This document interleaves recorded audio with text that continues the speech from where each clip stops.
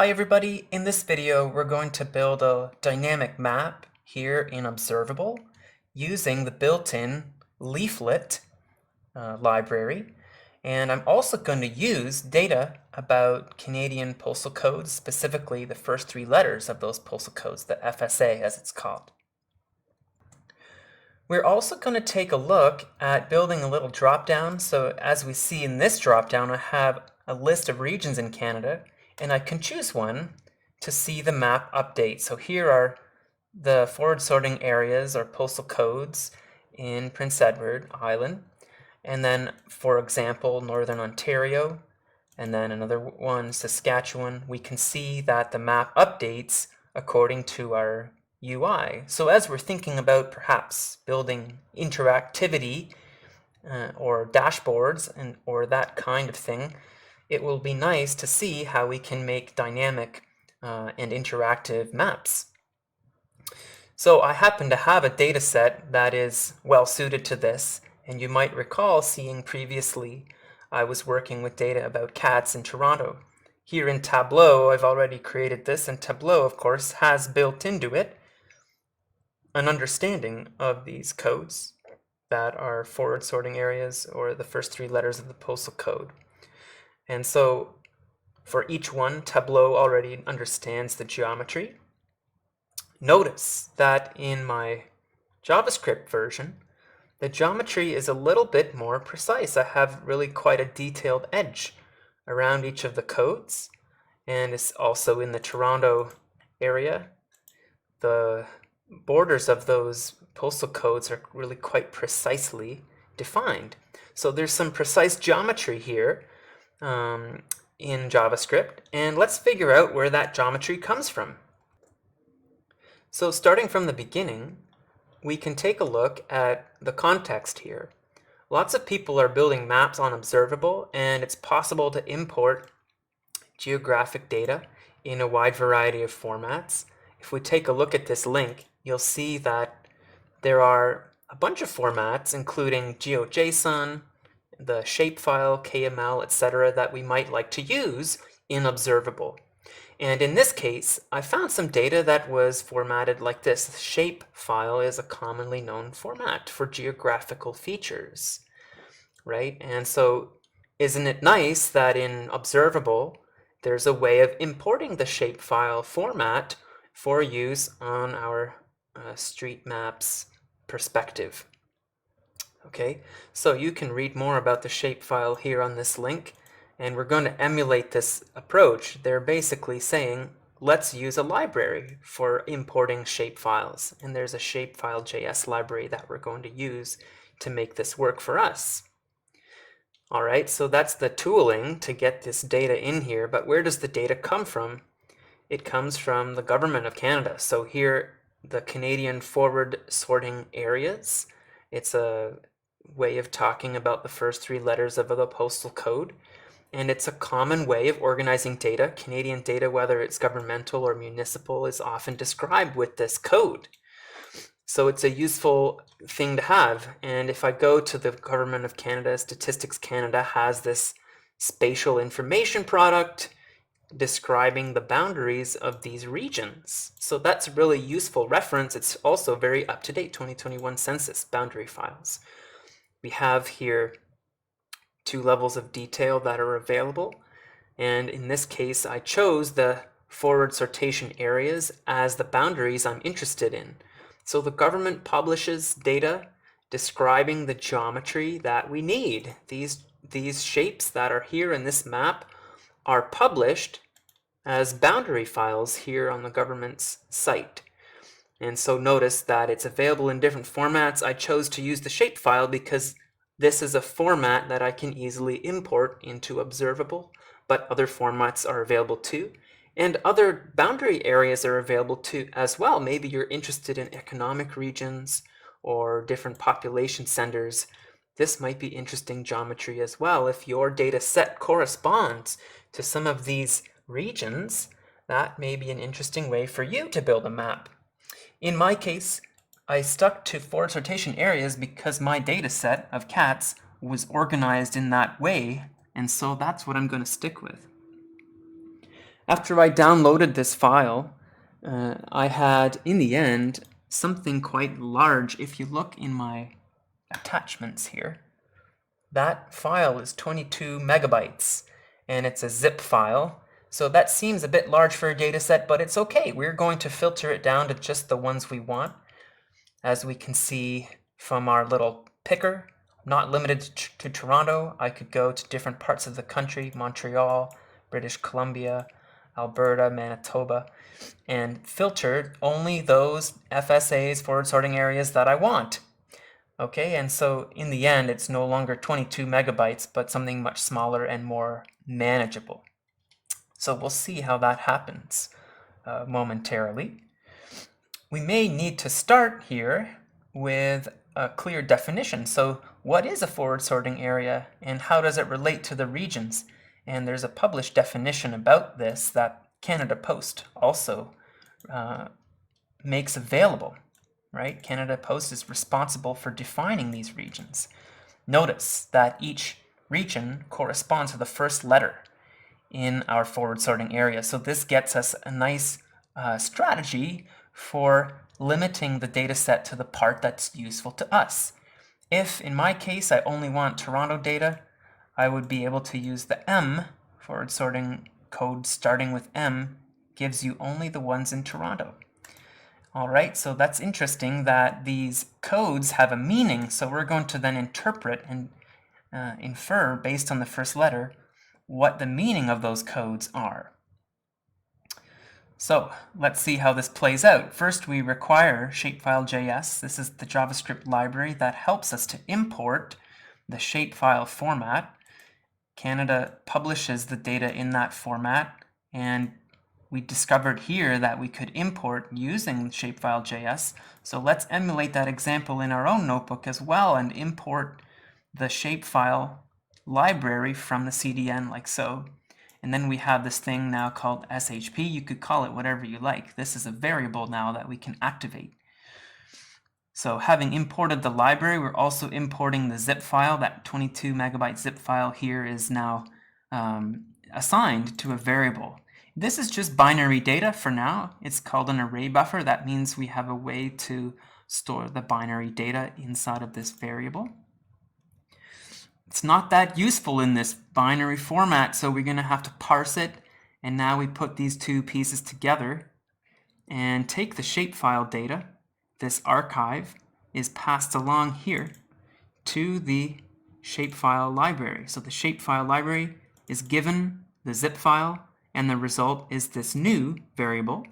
And this happens to be in GeoJSON format. So Shapefile.js parses our data into a more useful format. GeoJSON is really nice to work with in JavaScript, really amenable to what we're doing here with the Leaflet map, which is also JavaScript based.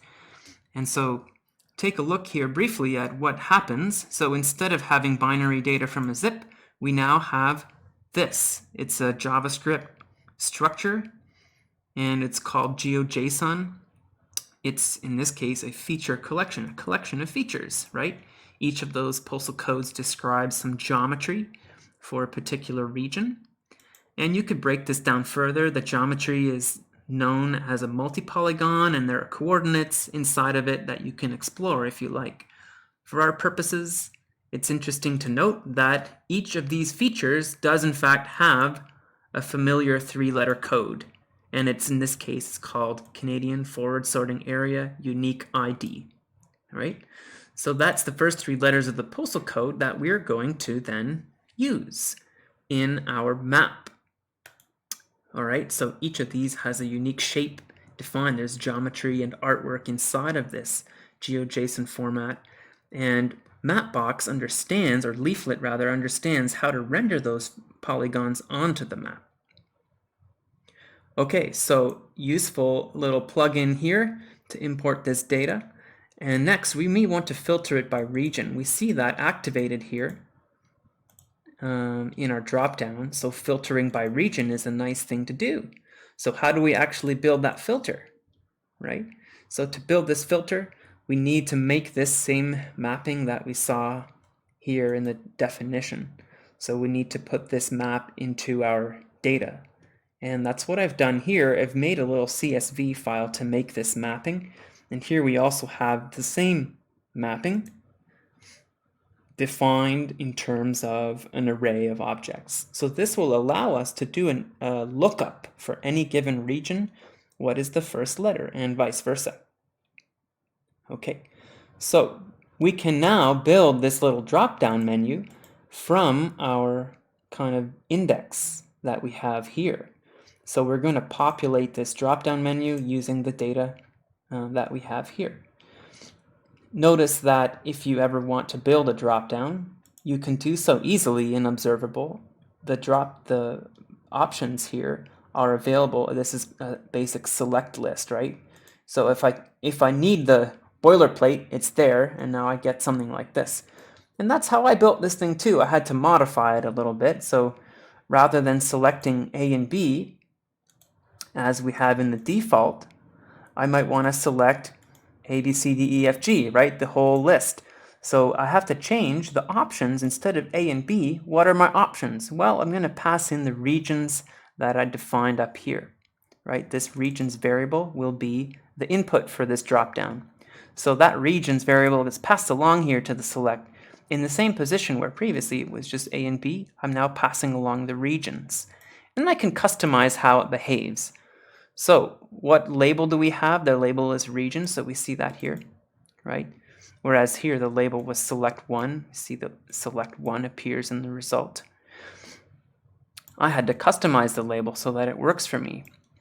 And then the format as well. I wanted to show in the dropdown not only the region but also the first letter. So I made this little string where the variables are substituted inside. So I've concatenated the first letter with the little dash in the middle and the region at the end. That's the format that I wanted to appear inside of the dropdown. So all of these items follow the same format.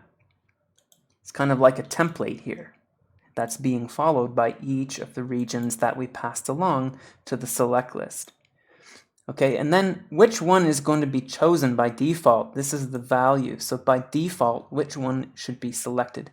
And I've told it to select by default Metropolitan Toronto here. So we're going to find the region that has the region name matching this kind of string.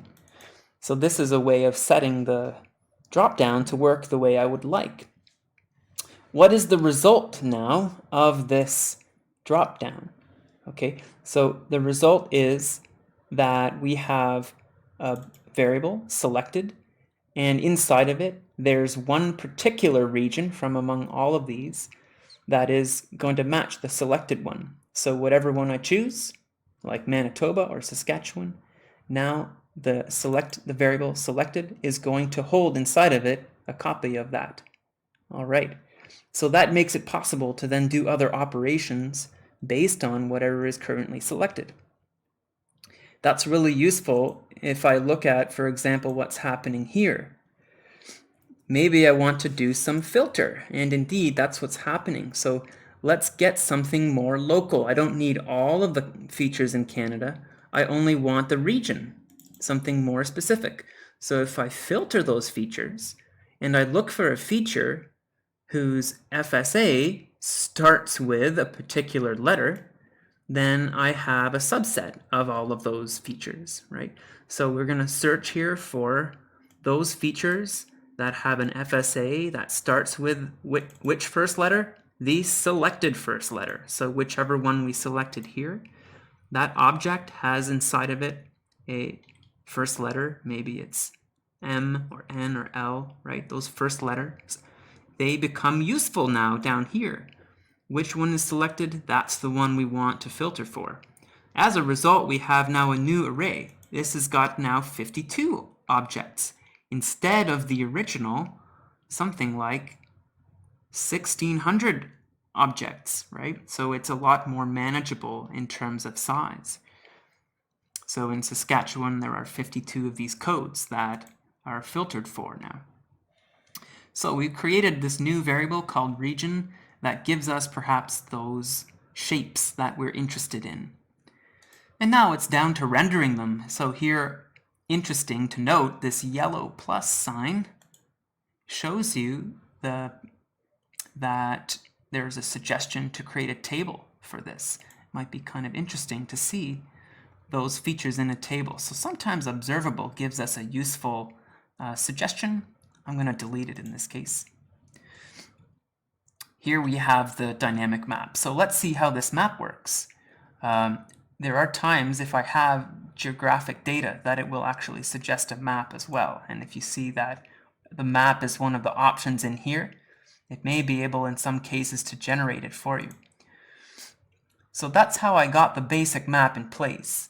But what I did here, you'll see that I passed in the region data to the map.